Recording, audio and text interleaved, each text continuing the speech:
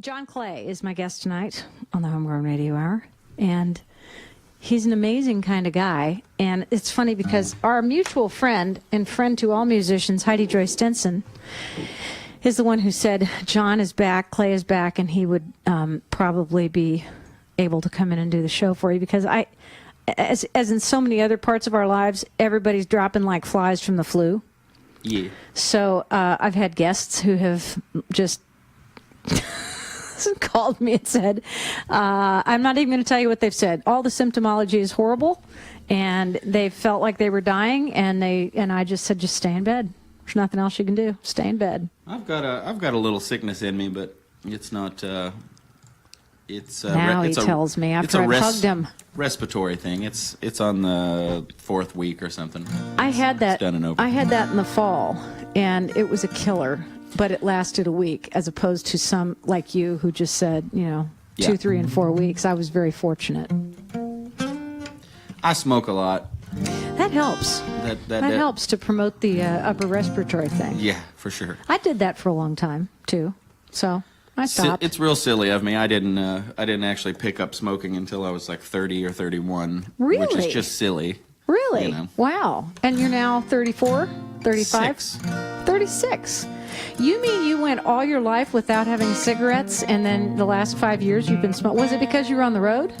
I think that was a large part of it, yeah, yes. Huge, because everybody smokes. Because everybody's smoking, and it's just, there are a lot of moments where you're just bored, and everybody's having a cigarette, and you're just like, I guess I'll have one of those things, too.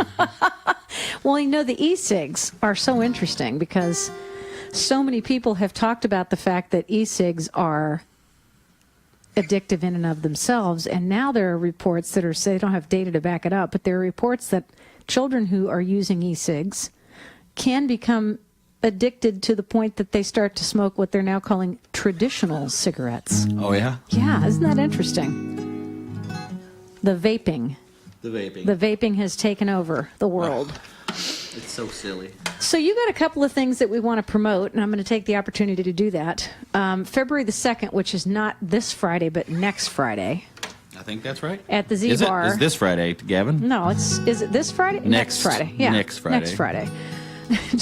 Don't mess with me. I don't know the days of the week now. I don't need any help thinking I don't know them. February the 2nd, it's Friday, 7 to 11 p.m.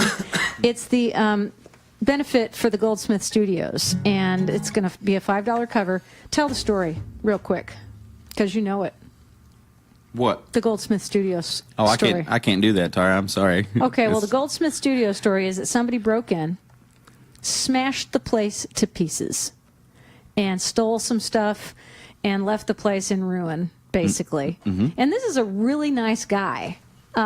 His name's Brian, and he does good things for people. He will do recordings for people who don't have the ability to pay. I mean, I'm not going to throw that out there for everybody, but course. He has done some very nice pro bono work, and it's just a crappy thing that somebody walked in there and smashed the place to pieces.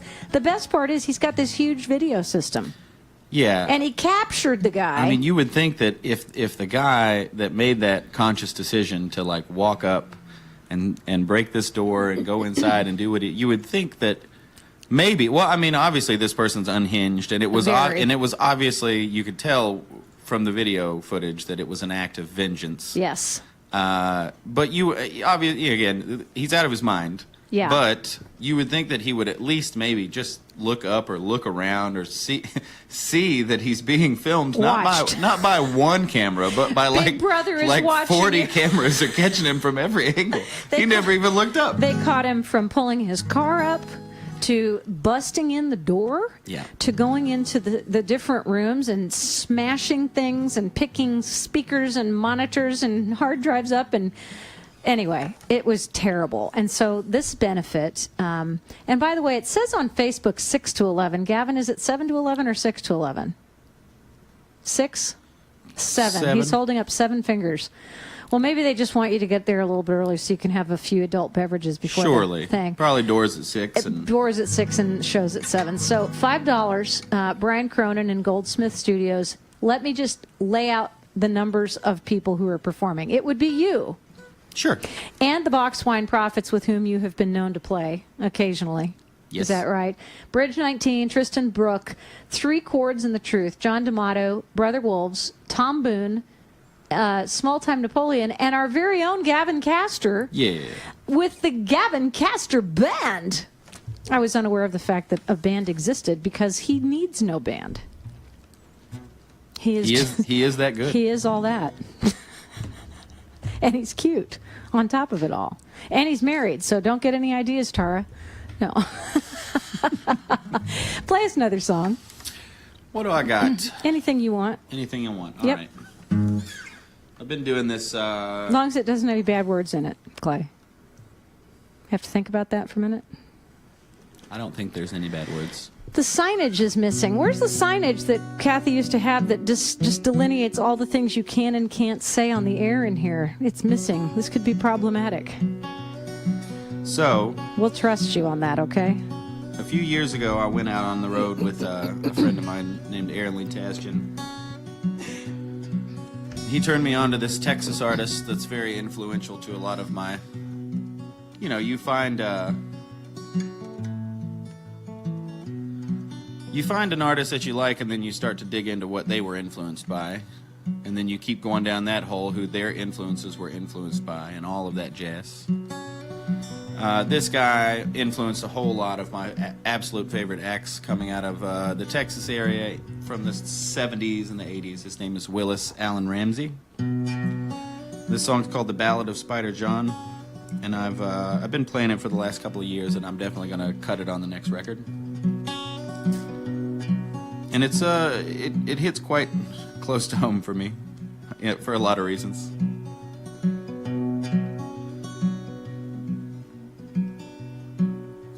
Spider John is my name, friends. I'm in between phrase, and I sure would be obliged if I could share your company. Well, I'm on my way to nowhere. I've been running from my past, running from the things I used to be.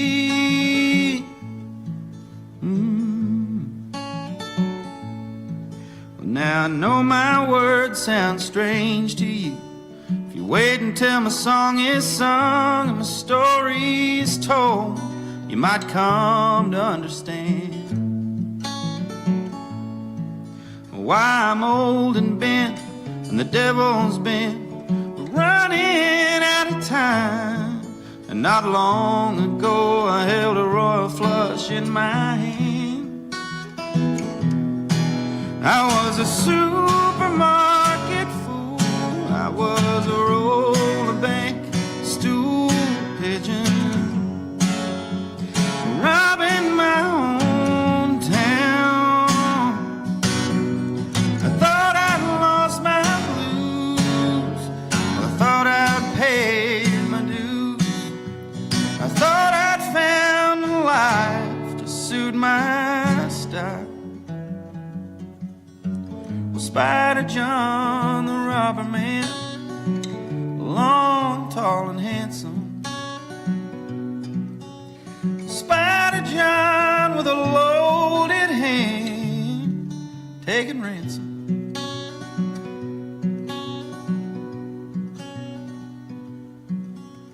And then one day I met Diamond Lil. She was the sweetest thing. I declare that the summer wind had ever blown my way. Well, Lil, she had no idea of my illustrious occupation. She thought I was a saint, not a sinner gone astray.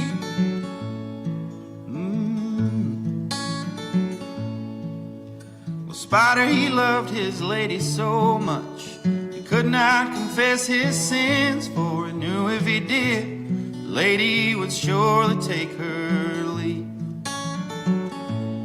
But you know the word got around, and Lily left town, and he never saw her again, tossing and turning and causing his heart to grieve. I was a superman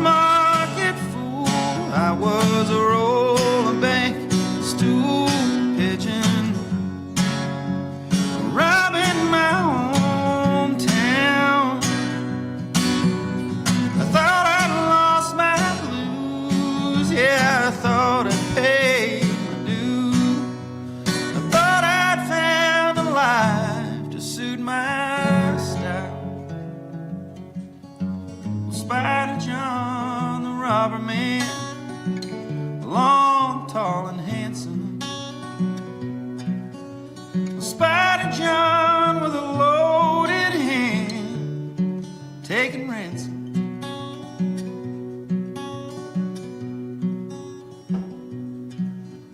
And that is all of my story. It's been these 30 years since I took to the road to find my precious jewel one. And if you see my Lily, won't you give her my regards? You tell her old Spider got tangled in the black web that he spun. Tell her old Spider got tangled in the black web that he spun.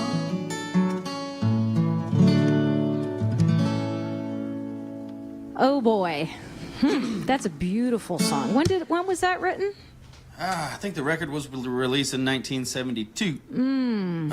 His name is Willis, W-I-L-I-S. Yeah. Allen, A-L-A-N. Ramsey, just like a normal Ramsey. Yeah. Wow. And he put out that record. It's a self-titled record from 1972. Willis Allen Ramsey. He never put out anything else in his whole, like, he still plays now. He still books shows now and just plays on that one record from 1972. Isn't that crazy? Blows my mind. Yeah. Well, it's a beautiful song. That whole record's just... You do it well. have you ever heard the song Muskrat Love? Of course. Yeah, it's Captain and Tennille. It's his song. It's from that record. Oh my God, that's hysterical. I know. Who'd have thought we'd be talking about the Captain and Tennille on the Homegrown Radio Hour? I love that. Oh, this guy's... Seven Degrees of Kevin Bacon. Yeah, I know, exactly. So, Willis Allen Ramsey. He wasn't from Kentucky, was he? No, he's a Texas guy. I can't remember the hometown, but he definitely ran around in the late 60s and the 70s with, like, Ray Wiley Hubbard and Jerry Jeff Walker. People had three Lyle names. Lovett. People, yeah. Lyle Allen Lovett. Yeah. We are enjoying our lovely, lovely show with the beautiful and talented guy who literally came in at the last minute due to a flu cancellation. We won't mention any names because they would be terribly embarrassed if people knew that they had the flu. But yeah, it's bad. A lot of people have it. But thank you, John Clay, for stepping in at the last minute and being such a gentleman about it too. Most welcome. Most welcome. The other thing that we want to talk about is the February 13th gig. Yes. So Billy Don Burns. Another three-named person. Yes, another three-named person. Jerry Jeff Walker, Billy Don Burns. He is a legendary songwriter. One of my favorite guys that's still out there, like actually road dogging and getting after it. But doing it, he's ran into some legal troubles in his life because he's just one of those guys that lives rowdy. Yeah, exactly. He lives hard, and he got caught up a few times, but he's written some of the most beautiful pieces of music that I've ever heard. I was turned on to him several years ago by some friends, and I get to play a show with him coming up. Wow. February 16th. Is that right? I don't. Or is I it thought the 13th? you said the 13th. It's the 13th. I'm is sorry. Is it a Tuesday? It is. Oh, okay. It's February 13th. I think it's in New Albany. I actually don't know where. Is it on Facebook? Yeah, it should be. All right, let me look. It's a New Albany house show, I'm pretty sure. But if you want tickets, there are only 40 tickets. It's a limited engagement. 40 tickets. Wow. And it's you can send an email to cumberlandcountry@gmail.com and good old CJ will get you lined out on a ticket and the info. It is not on Facebook, but I'm sure that they will put an event up there soon. So that's all that matters. That's all that matters. You look tired. Have you been up a lot? I don't really, like I said. You're not a sleeper? No, my whole system's upside down. Like Yeah. I think when I spent a couple of months overseas, and that messes your clock up, and then you Yes, come it back does. home and try and acclimate. Yes. And I'm a night person anyway, so while I was falling asleep around maybe 2 or 3, it has pushed that all the way up to like 7 or 8 in the morning. Yes. Most times. Yes. Now, let me ask you a question. Where would you perform? Where in Europe did you perform? Were you in the major cities, the little cities? Definitely the major cities. At one point, Tara, I kind of became not disconnected in an uninterested way, but like, again, when you're out there for that long, all of the geography and all of the venues that you play at, and it all blends together. It all tends to blend together. Yes, it does. But we did London and Southampton, Birmingham, in the UK area. Maybe another place that I'm forgetting. We went to Berlin and Amsterdam and another. Spent a week in Norway bouncing around doing festivals and stuff. And then, marvelous. Spent about a week in Tonder, Denmark doing the legendary Tonder Fest, Ooh. the Tonder Festival, which, you know, was just one of the best experiences of my life for sure. I bet. That sounds fantastic. You know what? I'm going to do something that, you know, probably nobody's ever done before. I'm going to move the camera closer to you. Do it to it. But you're going to have to talk while I do it because I'm not going to be on the microphone. And Gavin, it's going to take a 3-person deal here. Gavin's going to have to tell me if I'm getting closer. I want people to be able to see you. Yeah? Because right now we've got a really wide shot, and you're just so handsome. Well, I appreciate that. So, how's everybody doing out there in Radio Land while Tara's moving the camera? I can tell you that on Tuesday nights at the Levee, the River House, might be called. That's right. It's on River Road there. When you get off the 71 exit, you will take a ride onto River Road, and it's pretty much right there. And Tuesday nights, my buddies Desiree and Chet that run Earth Tone Analog out in Corydon, Indiana, they're putting on a showcase at the Levee every Tuesday night, and I am the artist in residence, I guess you could say, for the next month or so. So if you That's pretty cool. Yeah, if you're looking for something to do on Tuesday nights, I'll be out there with my band, with the Box Wine Prophets backing me up. And, I love it. I'm bringing a couple of songwriters in to do a little writers round as well. It's it's an all-night kind of engagement. Starts around 5, 6, something like that, and goes till about 11. So you're going to have artists come in and work with you just like they do at what was that thing that I went to at Iroquois? It was like the Dulcimer Festival or something that was cool, and they had a bunch of people, and they just sit there and create music, just write songs. You're going to do that at the Levee? Well, it's not an improv jam. It'll be more of like a writer's round situation. So Okay. I'll play my set, and then whoever the 2 featured artists are, they'll come up and trade out for like 45 minutes. It's pretty chill. All right, so I was going to ask you if you were going to do that. See, look at this lovely picture of you. We're so much closer to you now. That's so much better. And it's also delayed. It's like 20 seconds delayed. Oh. Would you like to write a song right here, right now? Just like maybe 30 seconds worth. You don't have to write a whole song, but I like to ask people to write songs on the radio because I think it's just a lovely emotional experience for all of us watching you work. Yeah. Well, that's a difficult request from me specifically, because I, unlike my friend Coulter or other artists that I've ran into who are extremely prolific and write. Nick Dittmeyer is another one who just writes constantly. Yeah, he's good. I am not one of those guys. Any piece of music that you've heard me play that's mine came years ago. And painfully, for sure. I started writing in like 2013, and even 5 years later, I have maybe like 10 songs total, and they're really, really good. Well, they really are really, really good. It's just one of those things. I don't have that. I don't have that thing where I can just sit down and pound them out. They come or they don't come. Yeah. That was good. That was a good one. I like that. I can write music all day. It's the words that are maddening. Oh, just do 30 seconds of original music there. Go ahead. All right. Create something. You got it.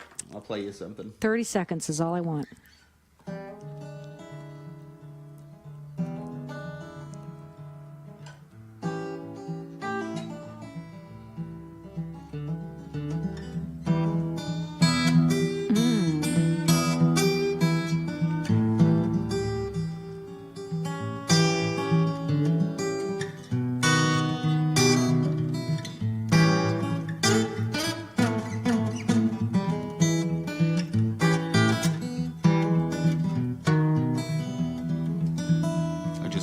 always default to the blues. I love it.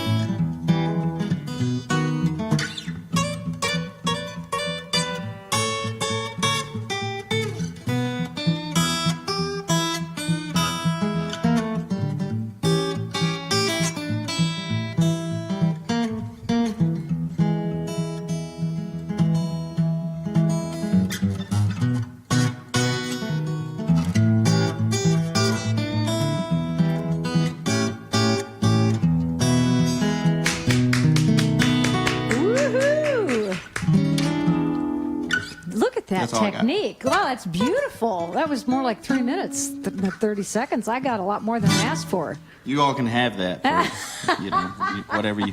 That was sweet. I like that a lot. Very cool. CJ Cumberland has joined, so he is watching what we're doing, and maybe he can pop up a little description of what this gig is going to be about on February the 13th that you're giving the 40 tickets for. So this is interesting that somebody that I know who just wrote this is saying that you are one of about 3 guys in the local scene that can make the leap to the national, international scene. And that's a huge, huge compliment because we have so many certainly extraordinarily talented musicians, but you actually have done it, and a lot of people want to do it.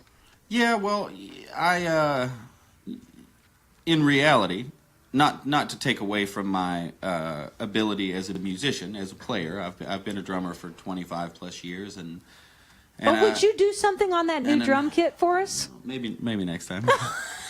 And I've played instruments. I've played instruments my whole life. I have a little bit of competency on a few instruments, but I haven't gone out and done it on my own, under my own terms, on my own merit, with my own music. Not just yet. I did, luckily, when I was out with Coulter, I did get to open a lot of shows in Europe and in Canada with my own, I opened a solo set usually. And that was like nothing I've ever experienced before. How big were the crowds typically? In Europe, somewhere between usually 100 cap to 300 cap, something like that. Okay. Pretty small, pretty intimate stuff. Yeah, that's great, almost though. Always. And how does one book that kind of tour? Do you have somebody in country do it? Is there an international tour promoter who sets people up? Absolutely. Oh, yeah? So Coulter and their team work with Paradigm out of Nashville. Mm-hmm.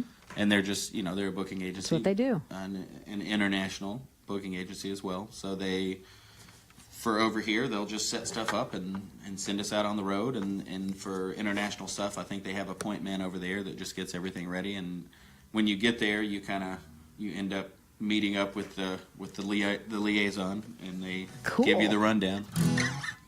That's very cool. Sometimes bands will even hire a specific, like a European tour manager that is more familiar with that terrain. And you would have to be, because you could get into all kinds of trouble. Man, everything's so strange over there. Yeah. And like everybody's super nice, but just culturally, the roads specifically, how the travel over there. Wrong side, yep. It's very... well, the political situation is so unstable in so many countries that, if you don't know what you're doing and where you're going, you could not come back. I had to have a lot of, in this current state that we are in as a country, I had to have a whole lot of conversations over the ocean. Yeah, with I people bet. asking me, like, what do Americans think about what's happening? Like, did you vote for that person? Well, and that's an interesting thought too. Okay, so CJ has written Intimate House Show, only 40 tickets available. New Albany, February the 13th. Doors at 6 p.m. Music starts at 7. John Clay opens. Billy Don Burns is a true country music legend. He was engaged to Lori Morgan, and he broke it off. That's right. He's got a he capitalized. Produced Johnny Paycheck albums, artists such as Willie Nelson, Johnny Cash, Mel Tillis. Tillis have cut his songs. He's a music outlaw in the true sense. He did that. I know. Mel Tillis. He's a music outlaw in the true sense of the word. A gladiator with a guitar is how he's been described. So, February the 13th, doors open at 6, New Albany. Tickets, 40 tickets available. So, as you said, contact CJ through CumberlandCountry@gmail. Okay. I believe. Okay. .com. Perfect. All right, we're ready for another tune. All right, I'll play you all the first tune that I ever wrote. This one's just about being from a small town that doesn't, I don't know, that never really grabbed my attention enough to want to stay. I'm sure there are a lot of people that are from small towns that feel my reasons are different, but I think that just about anybody from a small town has that kind of, when they actually leave it, yes, and come into a greater scope of the world and outside of the bubble that exists wherein all of these people are just, in their own little world. Yes. And can't really see outside of the bubble. So anyway, not a lot of music opportunities for someone like myself in the 90s where, when I came up, I moved out of there in the late 90s. But it's called Running Away. This is John Clay on the Homegrown Radio Hour.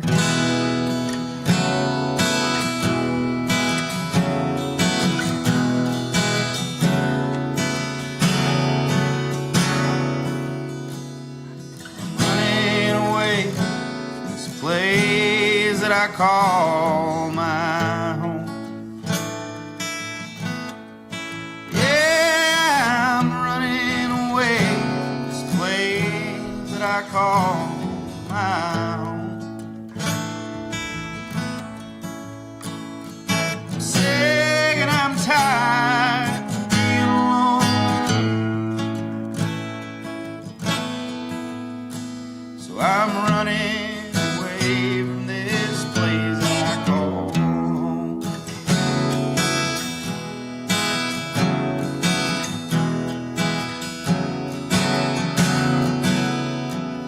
Well, the mountains are tall, and the people, they all walk close to God. Yeah, those mountains are tall, the people, they all walk close to God. Jesus don't love me this much, I know. So I'm running away from this place I call home.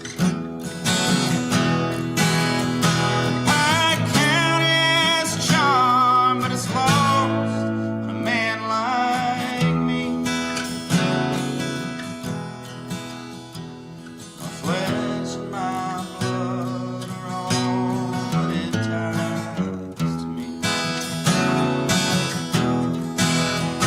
These mountains have charm, but I've gotta be going my way.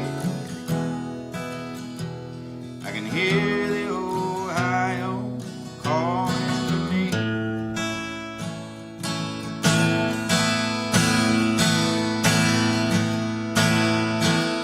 Every day.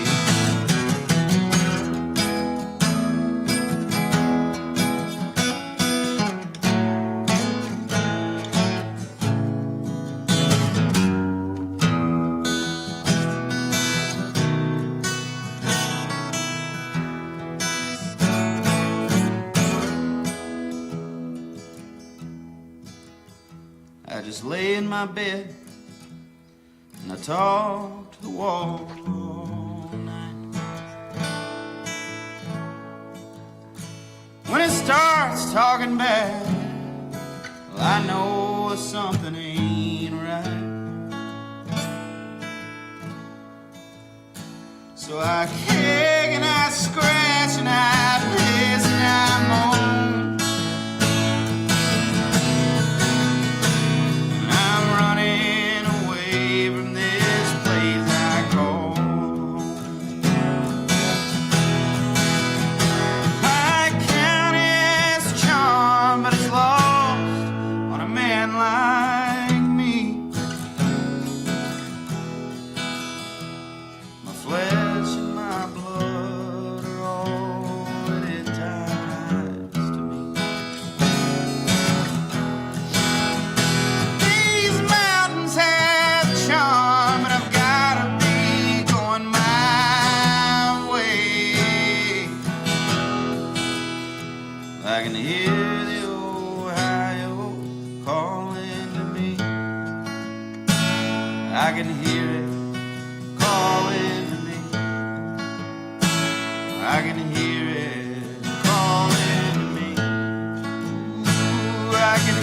spirit calling me.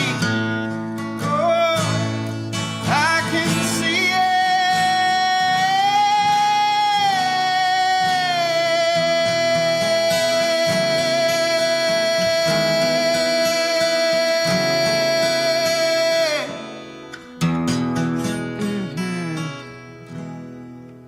Gavin's crying, absolutely sobbing. So beautiful. Don't cry, buddy. John Clay. John Clay on the Homegrown Radio Hour. And, you know, what a great opportunity for us to have the acoustics of the studio measured by a true professional. I mean, lordy, you got some pipes on you. Wheel. They just kind of came one day. Did they? Now, I was curious as to how you became a singer. Did you learn to sing as a child? Did you have a musical family? Was it church? Was it school? How'd that work out? I never really sang much until probably about 2011 and 12. I started learning covers because it was around that probably 2007 or 8-ish is right when I started to fall into bands like Whiskey Town and Ryan Adams' early stuff and the Drive-By Truckers and stuff like that, because in my youth, my early youth, I grew up in a bluegrass household. Cool. With my father, and I learned, you know, a lot of that stuff. I learned guitar and mandolin and stuff when I was a little kid, but I never sang. I always just kind of like sat and chopped a mandolin along with my dad and his old friends. But then somewhere around 12 or 13, I veered off into the punk rock heavy stuff that was happening in the early to mid 90s, and never really. I closed myself off to most all music at that time because I was so adamant. Sure. Like in what I was doing. That was it. That was it. That was everything else. I had walls built around. So it wasn't until much later, you know, mid 20s, that things started knocking those walls down, and I always attribute Whiskey Town to being the one that led me to where I am now. But then I met, you know, I ran into other artists, Towns Van Zandt. I met this Ian No kid a few years ago who really inspired me and lit a fire under me to write and to get out and do it. So very cool. So that's it. And yeah, I just kind of sang along with a lot of my favorite artists. Merle Haggard and Keith Whitley were two guys that I learned like hundreds of their songs. I bet. Kind of sang along with them. I don't think that I sound like those artists, but I definitely learned to use my voice. No, but their influence, you know, comes through sometimes. For sure. You hear those people that you just love and that you've thought of all your life as the kind of musical artist you might want to turn out to be when you grow up. There's a cat in Cincinnati, or right outside of Cincinnati, named Arlo McKinley, who was also, I've always said that he was a gigantic influence on me learning how to sing or to think about harmony singing and things like that. I think our voices are very similar in their projection, you know. I'll have to listen to him. He's very good. His parents probably were influenced by Arlo Guthrie. Yeah, well, yeah. Arlo McKinley. There are not a lot of Arlos left. Not a lot. Right? We've got about 5 minutes left, and that's not nearly enough time in the Homegrown Radio Hour with our friend John Clay. So you can either play two short songs or a long song. What's your choice? I kind of only have long songs. Well, then just go ahead and play one more big long song for us, John. I'll do that. We love it. John Clay, our guest on the Homegrown Radio Hour, first solo singer-songwriter in the studios.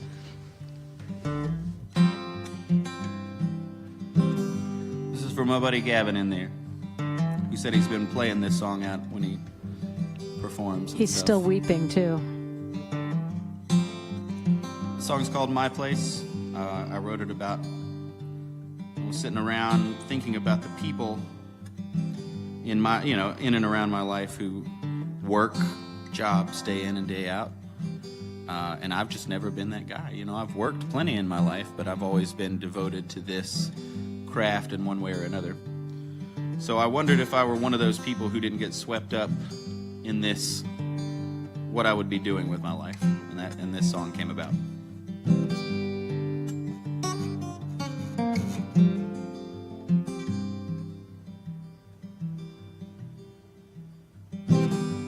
I couldn't close my eyes last night. There was too much racing around. was trying to find a way to stand up and pick myself up out of this hole in the ground.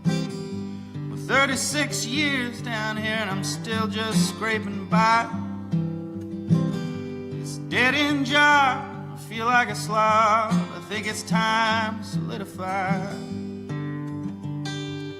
my place in this place. My place in this place. My place in this place.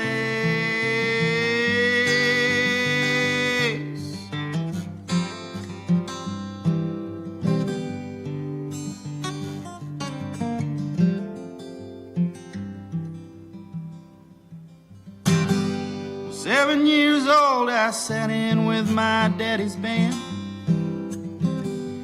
I couldn't quite play those chords, I kept chop time on the mandolin. If I'd have known it would have set me on this path, I might have walked right up to my dad and said, you can have this mandolin back. I need to find my place in this place. My place in this place. My place in this place.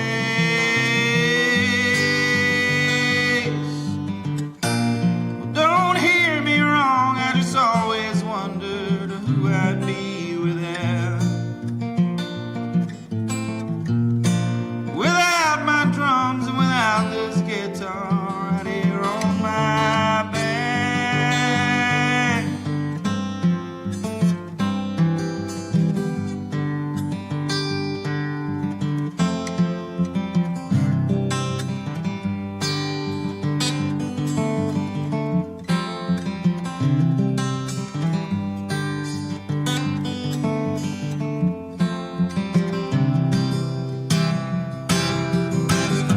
I could have been a businessman, I could have worn a nice business tie, jet around the world and back just to sell you people pretty lies.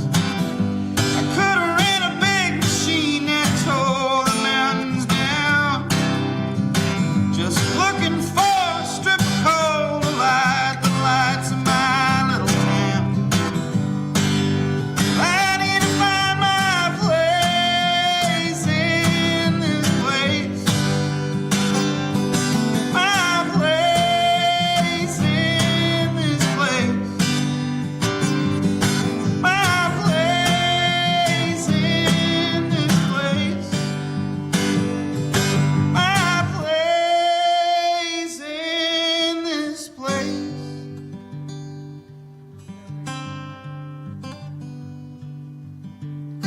Gonna shacked up tight, gonna spread my seed, God knows how far. All I ever wanted to do was play my drums and my dad's old guitars.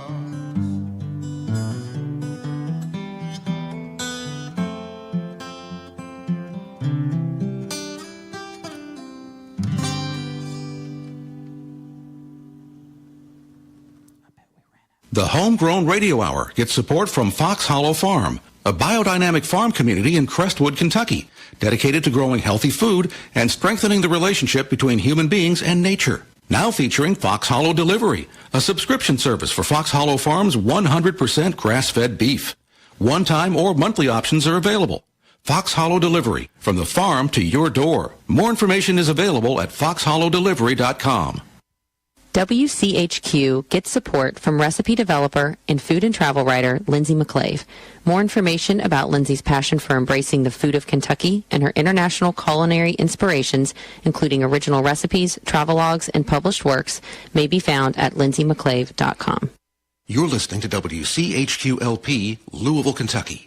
100.9 FM, all local, all community, all the time. It's 33 degrees. It's 8:02.